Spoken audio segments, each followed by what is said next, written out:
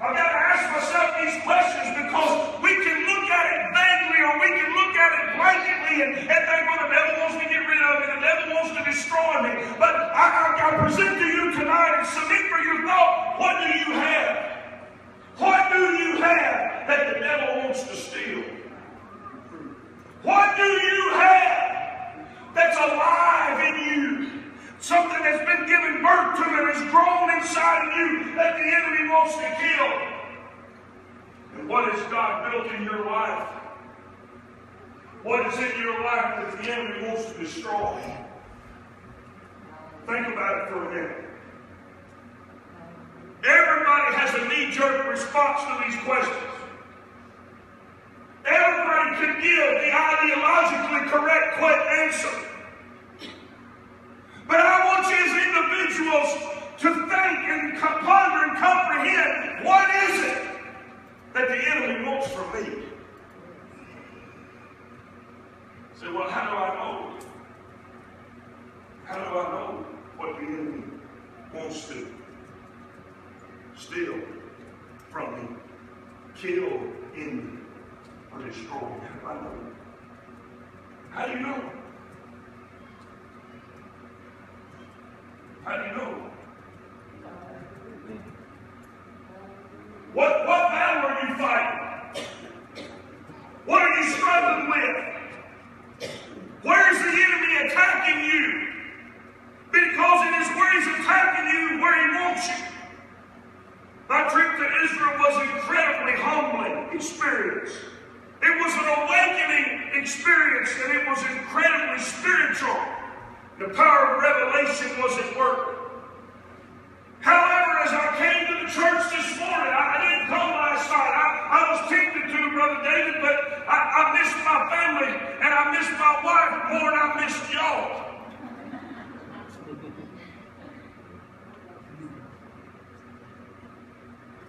Besides that, I told you I laid down for a minute.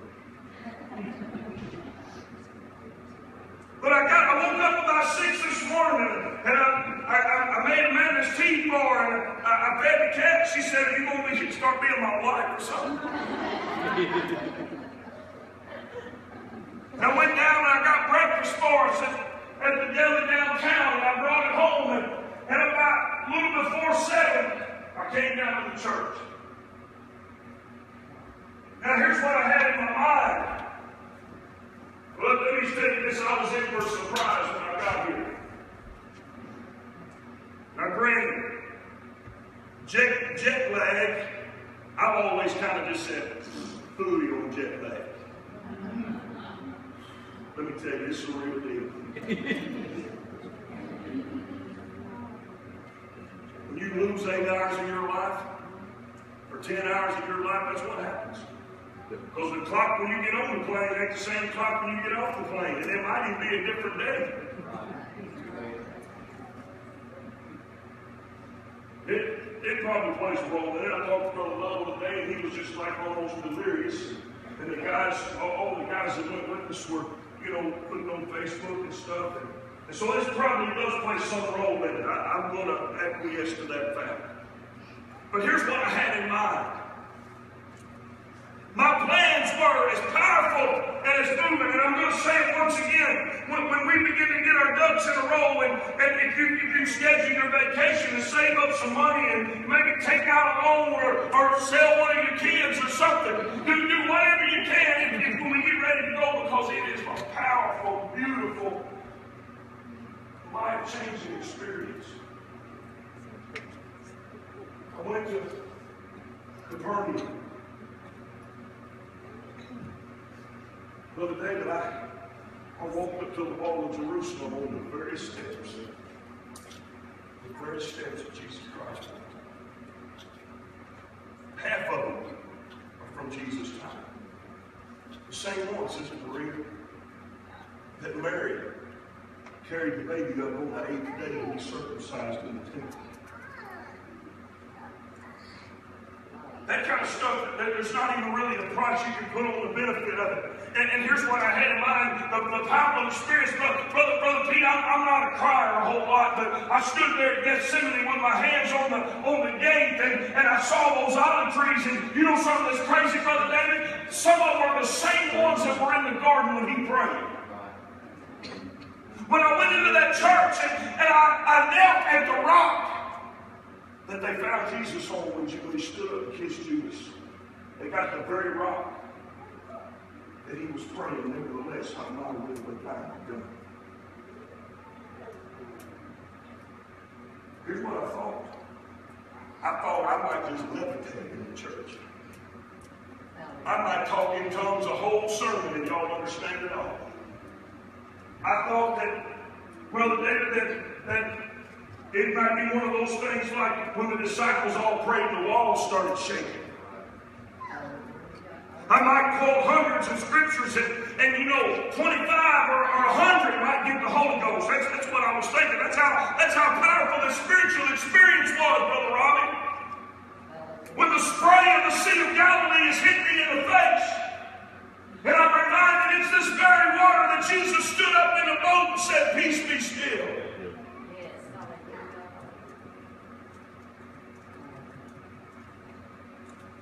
We had a guy with us, a pastor from Cleveland, named Charles Cotton. Craziest thing in the world. I told him where I live. He said, "Is that anywhere close to Crothersville?" I said, "Yeah, matter of fact, it is. Got a cousin who lives in Crothersville." Charles was 66 years old. Charles was a singer. Everywhere we went, he busted out in a song. Or two or three. And I heard there was a passenger in the line with us. This is kind of like what I was thinking when I came home. Charles told that lady, he said, "You bring us to your city, the mayor didn't want to get baptized. The policemen will all lay down their guns and pick up the Bible.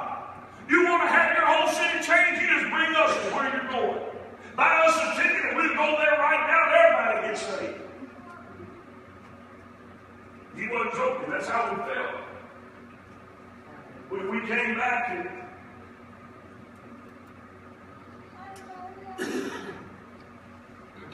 knelt down to pray, Brother David, I thought the windows of heaven would open up and the Shekinah would come down and sit right on me, because I got a little picture on my phone.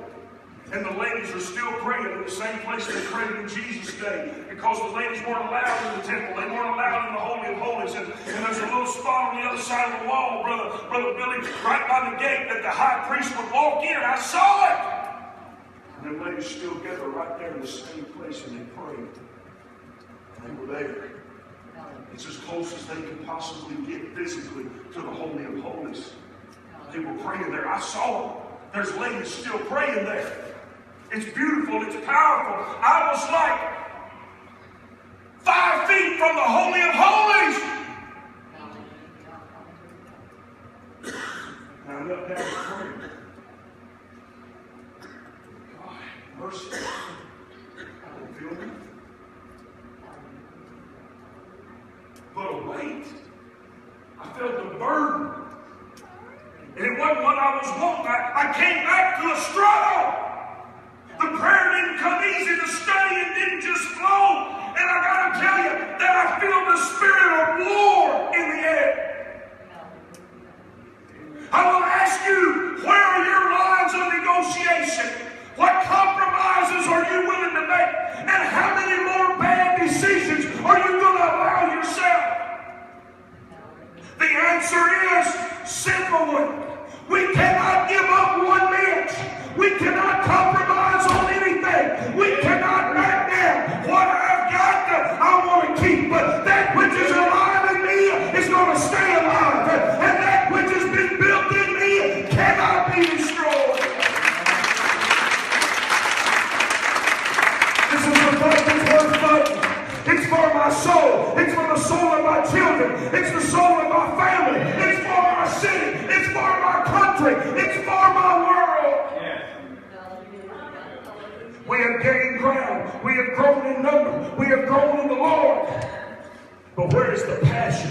Where is the pride? Where is the indignant response to the wiles of the devil? We have fallen into the trap of making excuses and seeking vindication for our struggle. The good man is aware that the thief is coming. The good man knows that the thief is coming, and he's warning us that the thief is after you. You are not immune. We are all susceptible. But look here. Philippians 1:6. Being confident of this very thing, that he which hath begun a good work in you, that he which hath begun a good work in you will perform it until the day of Jesus Christ. I understand this. I've done called preach most of my life, but this wasn't my idea. I would have been a pro baseball player. One time I wanted to be an Air Force pilot, and then another time I would have been in the FBI or been a police officer. But God had a plan. And he has begun a good work in me.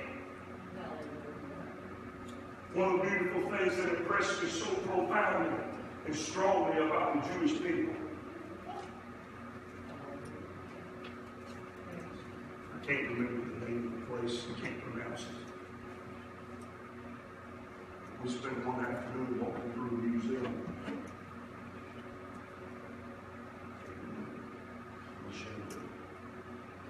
Can't pronounce it. It's a museum dedicated to 6.5 million people that were killed. You know what they called it? You know what they called it? We call it the Holocaust. It was the Holocaust Survivor Memorial, those that died memorial. One of the coolest things, Brother Terry, as we were walking up the path, there was an older gentleman and his daughter sitting there on the ledge. And you know who he was? He was a survivor that came back to see the memorial. 6.5 million Jews, 1.5 million of them children. And you know what they called it? Exterminated. Same thing you would to a rat or a mouse. Our God is a Jew. Beautiful man, wonderful man, named Abraham. And we started calling him Father Abraham, and we were his many sons. He was one of the coolest guys I've ever met in my life. He could get his headsets on, and he was talking in a microphone. Brother David he'd start telling us about something, and he couldn't even finish it because he broke down and began to weep.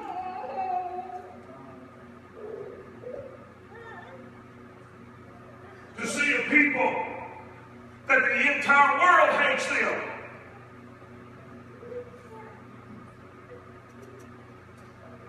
There's barely 6.5 million Jews in Israel today. They killed them. You know, one time the Germans had them pack their bags, packed like they were going away, and they all carried their suitcases on the train. Yeah. You know what the picture is on the great big wall, Brother Ray? All them suitcases laying in a big old pile on the railroad track, and they took them all from them, threw them all down, locked up those trains, and gassed them all to death. There, entire train loads of them.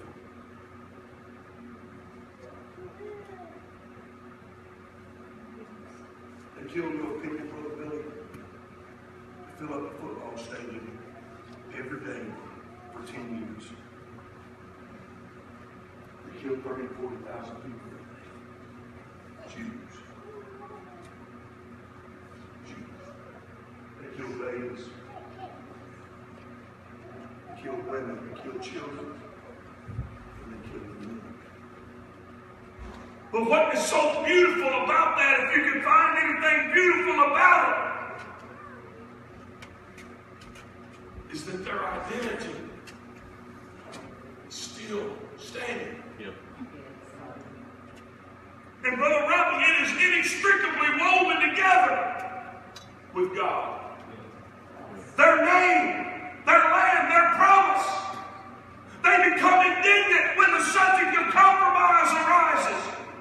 What they have and who they are was decided by God and God alone.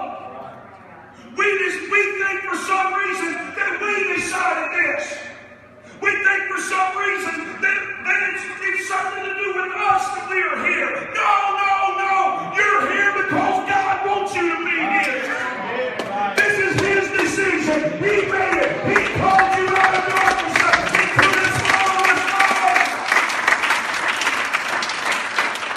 How dare we feel like that at any given point that we have two lives, one of them with the Lord, one of them with one ourselves. Our lives must be just as inextricably woven together with God. And we must become indignant. We must become angry. We must become defensive and even combative when it ever arises that we should back down one inch. Because the thief cometh not but for to steal, kill, and destroy. You got to stop whipping out. You got to stop being a baby. You got to stop being mealy-mouthed and whining behind all the time and declare every morning when you get up, I am a child of God. I belong in the kingdom. You're not going to get anybody to make any excuses for you.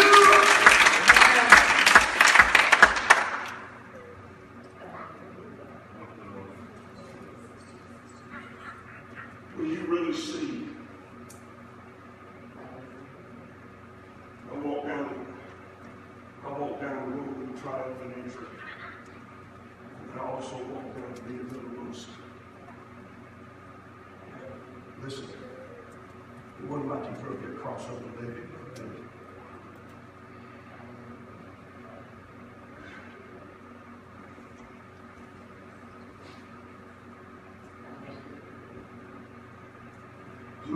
What they have and who they are was decided by God and God alone.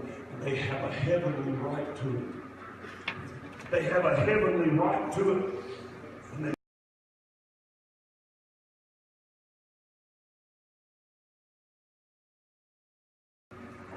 my desire is for us to receive a like passion as to the promises of God in our life. And recognize, I want you to hear me right now. I want you to hear me. I'm coming to a close. I wouldn't lie. I ain't gonna lie. Sometimes I just really silly. My message to you tonight. We got people struggling in new marriage. We got people struggling with addiction. We got people struggling with depression.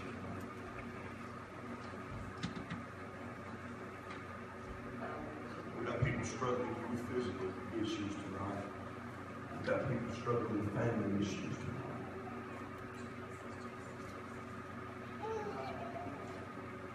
We got people with financial problems. I'm not painting a blue picture, don't you misunderstand. I want to let you know tonight, I want to let you realize tonight that the reason why you're struggling and not already defeated is because you've been chosen by God. And the reason why you're struggling is because of who you are. And the reason why you're struggling is because the promises of God are active in your life. And not only can the Lord see them coming to pass, and we see them coming to pass, but the enemy can see them coming to pass. And the reason why we're struggling is because we got big promises. And the thief cometh not but for steal, kill, and destroy. He's trying to take what you got. He's trying to kill what's been given birth to, and he's trying to destroy what's been built. But somebody's got to declare emphatically and powerfully, I don't belong to you. You have no part or I will memorial in this. I didn't decide, but he chose me and he called me, and I'm going to stay in the fight. I'm going to keep on fighting, and I'm going to fight till I win. I'm going to hold on. I know I'm struggling, but I'm not struggling because I'm dead. I'm not struggling because I'm weak. I'm struggling because I'm a child of promise, and the hand of God is upon my life, and the vision will become a reality, and I will not give up. I will not back down. I will not slow down. I'm a child of God. That's who I am. I can't decide to be anything else.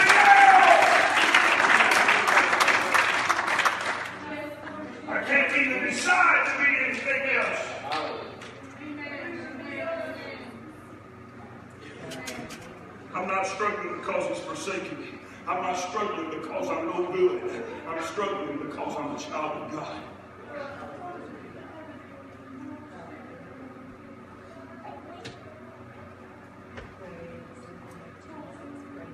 The only question we have to ask ourselves is what's stronger? What's stronger?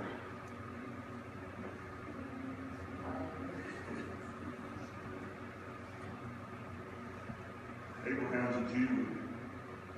He doesn't believe Jesus was the Messiah. No, Sister Maria, these poor people, they didn't have nothing to do with their thing to say that his blood be upon our head and the head of our children. Let us have it. Abraham's of the tribe of Judah. Terry traces his lineage back. Tribe of Judah.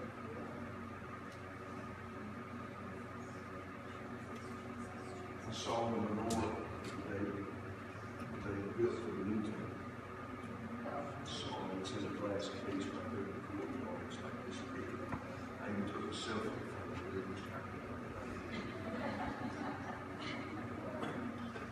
somebody needs to give selfie class. You know what I told you guys on the way back home? I said, I've been over here for over a week, and I'm proud to say I still don't know how to take a selfie. If I did, I'd be a little bit ashamed of myself. Solomon the Lord. One of the brothers was sitting next to a rabbi on the way back, and his wife. He was telling them everything we saw. He said, we saw in the menorah that they're going to put in the new temple. And the lady said, no, you didn't.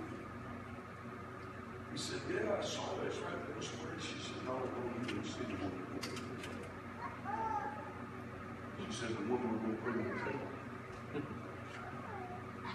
It's when Jesus shows us where the ark is. Or when God, she didn't say Jesus, when God shows us where the original one is. He's going to show us where the ark is. He's going to show us where the menorah is. He's going to show us where the altar is. The temple committee is in the process of trying to get the people rebuilt now. I saw the menorah, Brother Robbie. I saw it. The very one they had built to go with the temple. Abraham continually said, this is our land. These are our people. These are our promises. Listen, Daryl, even through all the hell they've been through, they have never cut the tie between who they are and him.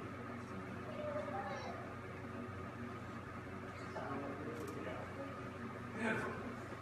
And with passion, they will defend who they are.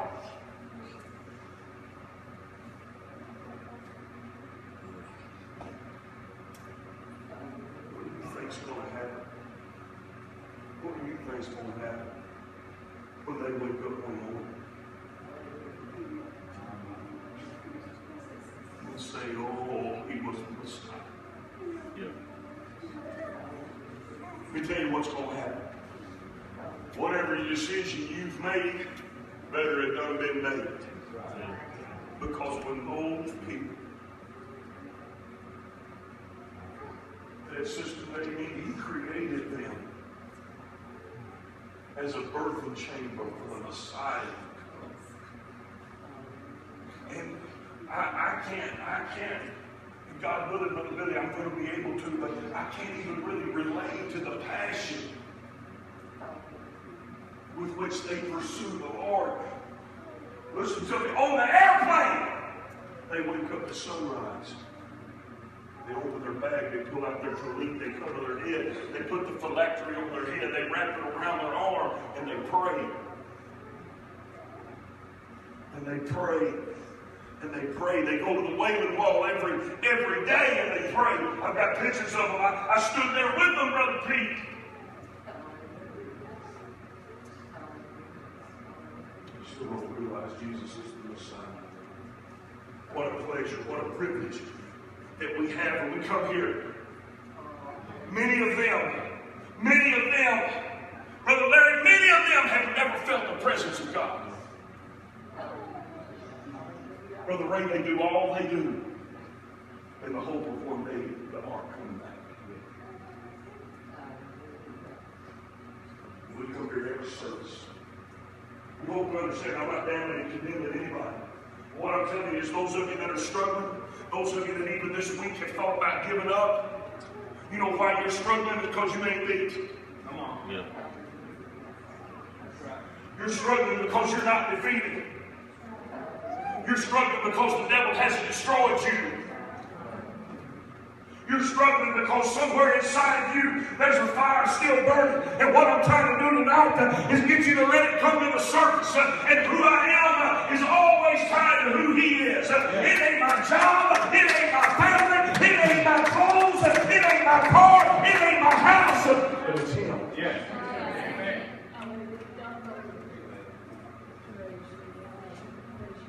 Stand with me.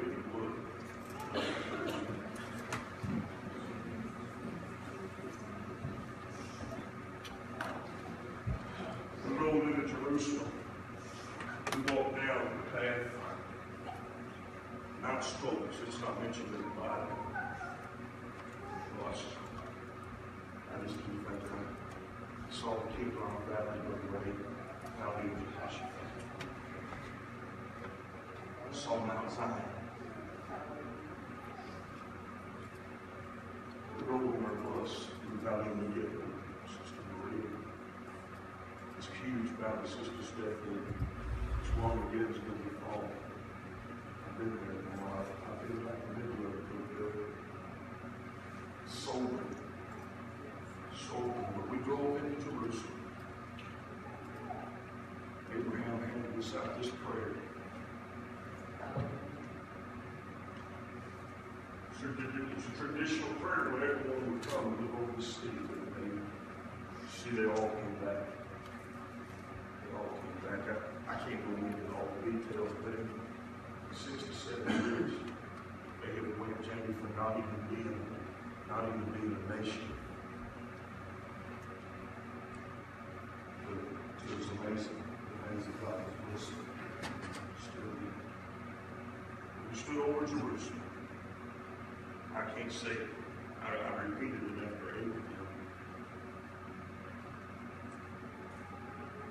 Said, blessed are you, eternal God, sovereign of all, for giving us life, sustaining us, and enabling us to reach this moment.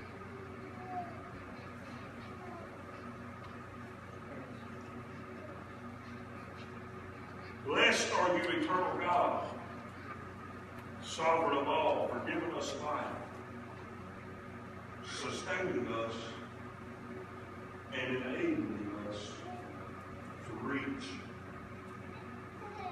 this moment.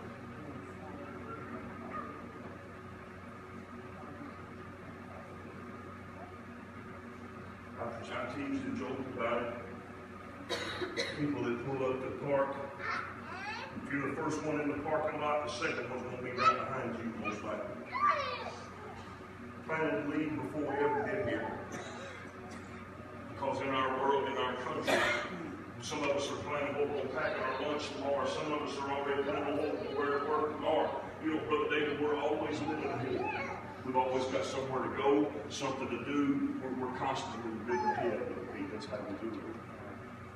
Everything I'm going to do tomorrow, and everything I'm going to do tonight. I've even thought, I wonder if I'm going to go to Tasters and get something to eat, or I wonder if I'm just going to order me something to take it home. Sister Kinsley, we're always living ahead. We're going to do something. We've got plans. We're always moving ahead. But how long have you just prayed and said, oh God, you kept me?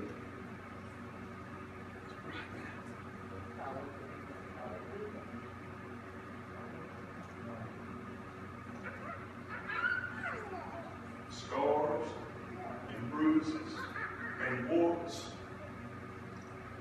and funkiness and smoke and soot feel Jesus right now. I'm still here.